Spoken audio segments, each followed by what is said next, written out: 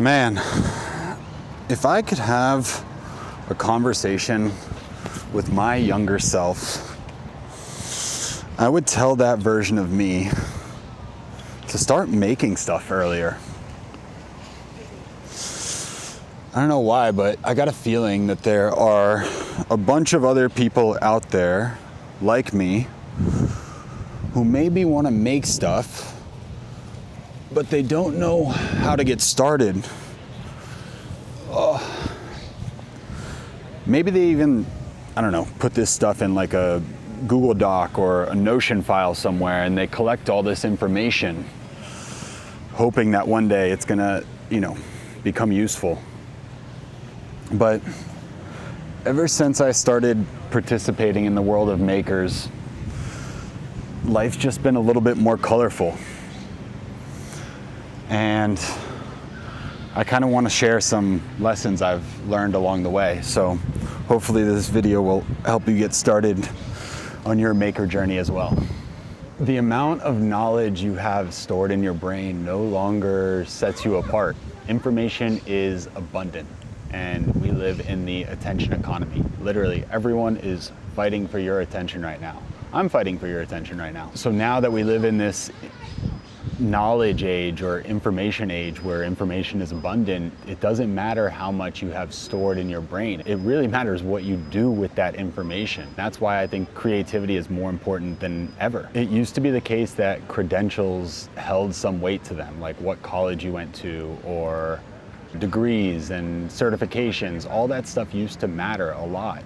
And it still does matter in some sense, but the thing is that now you can literally just go make stuff, and that is your proof of work. Creating stuff like videos, writing on the internet, coding a program, or anything is more important in today's world than ever. One of the reasons I held off on making stuff for a long time is because I thought I had to have some sort of credentials, or I was waiting for this orgasmic right time, which never ends up coming, by the way. There never is a right time to get started. You just have to eventually make the decision that you want to get started, and then you take one step at a time. And once you start putting yourself out there, you come to this realization that people don't teach because they're experts. We perceive them as experts because they teach. And the funny part is that sometimes the experts aren't even the best teachers because they're so far ahead of you. Sometimes it's just better to learn from somebody who's just a couple of steps ahead of you. So finding those people out there who you want to learn from, who maybe they're just a little bit ahead of you and they're sharing their ideas around how they got there, those are the people that you want to learn from. The reason I'm making this video is because for the longest time, I was just using the internet to consume. I wasn't participating in the world of makers, and I wasn't putting anything out there. I was just taking in information. And there's nothing wrong with that, it's fine. But after a while, it starts to get a little bit repetitive. And I was admiring all these other people who were putting stuff out on the internet, and I was learning from them. But after a while, I would see somebody put out some piece of information that I learned many, many years ago, and I saw that it would get this big, huge reaction. And then I was just, for some reason, it bothered me because I learned that information so long ago, and I could have been the one sharing that with other people, but I didn't, because sometimes we can be our own worst critic. We think that all the new information we learn, everyone else already knows that information, but it's just not true. There's so much information out there, and there's so many different perspectives on all that information. So once you come to that realization that there's a million different ways to say the same thing, then I think it gets you over this hump of like, okay, I can take the information I'm learning, filter it through my perspective, and share it with other people. For some reason, I know it's not that profound, but for me, it was like this huge unlock when I realized that. I think one of the people who really helped me make that realization was Austin Kleon. He has a book called Steal Like an Artist and another book called Show Your Work. And after I read these two books, I realized there are no original thoughts. Everything is a remix of something else. If you have good taste and you're interested in some particular thing, and you've collected a lot of information about that thing, then you can go teach other people through your lens. this sounds super basic, but for me, it took me a long time to come to this realization. I had to see so many other people doing it before I finally had the courage to step up to the plate and do it myself. This goes back to that repetition factor I talked about in my last video. Once you come to this fork in the road enough times where you've seen somebody else do something that you want to do, your curiosity gets the best of you, and hopefully you end up giving it a shot.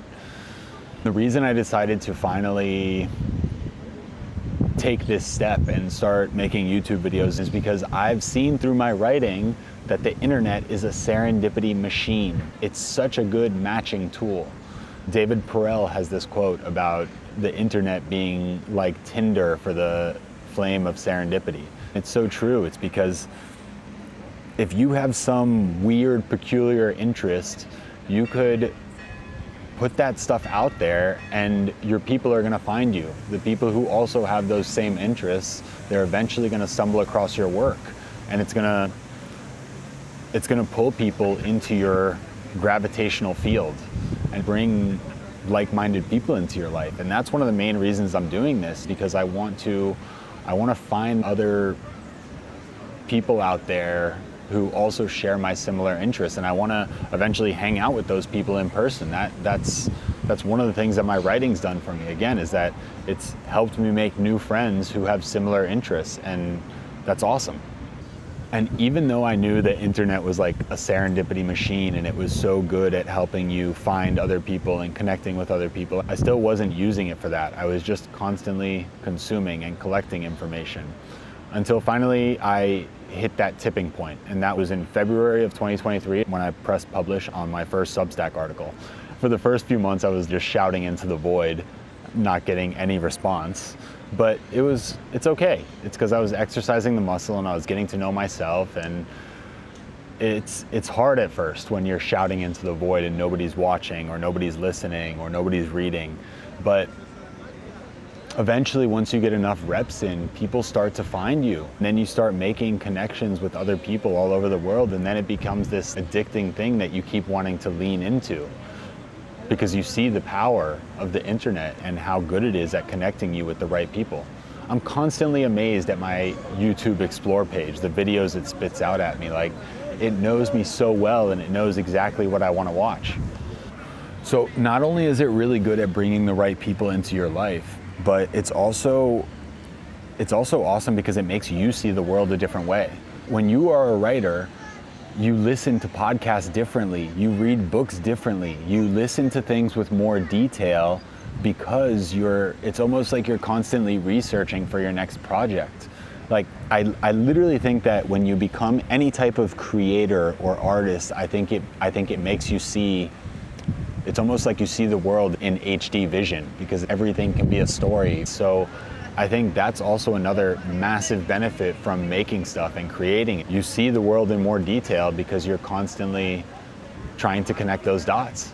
So all that to say that making stuff is really just a way of saying that, hey, these are the things I care about. Is there anybody else out there that cares about these things? I think that's the best way to approach it. So if you're stuck in a job that you don't enjoy, then you should consider making stuff around any particular hobby or interest that you have. It's not going to happen overnight, but over time, if you put in the reps consistently, you might be able to transition into a different profession around something that you actually enjoy doing. One of the big reasons I'm starting this YouTube channel and making these videos is because I really want to help people get out of jobs that they don't enjoy. I think making stuff on the internet is one of the best ways to do that. There's a lot of other ways to do it, but making stuff on the internet and putting yourself out there, this is not even if you want to sell your own product or service. It's really just to attract people that have similar interests to you. And maybe those people will make suggestions in different jobs that you can get in that particular field. It's about being able to bring more opportunities to you. The biggest excuse I had when it came to making stuff was I would always tell myself that I didn't have enough time. And that's the main thing that I want to address in the last part of this video, is that if you feel the urge to make stuff or create something and you keep telling yourself that you don't have the time, the harsh reality is that you might have to give something up for a little bit. Not forever, just for a little bit. We only have so much time and energy in each day. And so, again, if you want to create or if you want to make something, I highly urge you to consider just take an inventory of your day and what you spend your time on, and see if there's something that you can remove just for a little while, just until you build some momentum. The hardest part is getting started. Once you start exercising the muscle, it gets much easier over time. Even last year, I was overcomplicating these YouTube videos so much. I thought I had to be at home in front of my desk to shoot these videos, but now I'm out here in the park on this beautiful day shooting this video, and there's people doing yoga over there and kids playing over there and the church bells going off. I love being outside and the fact that I'm still able to make stuff. Like it's awesome.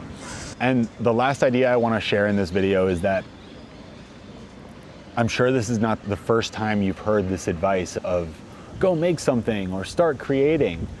But again, I think it all goes back to that repetition factor about how the same thing can be said a million different ways.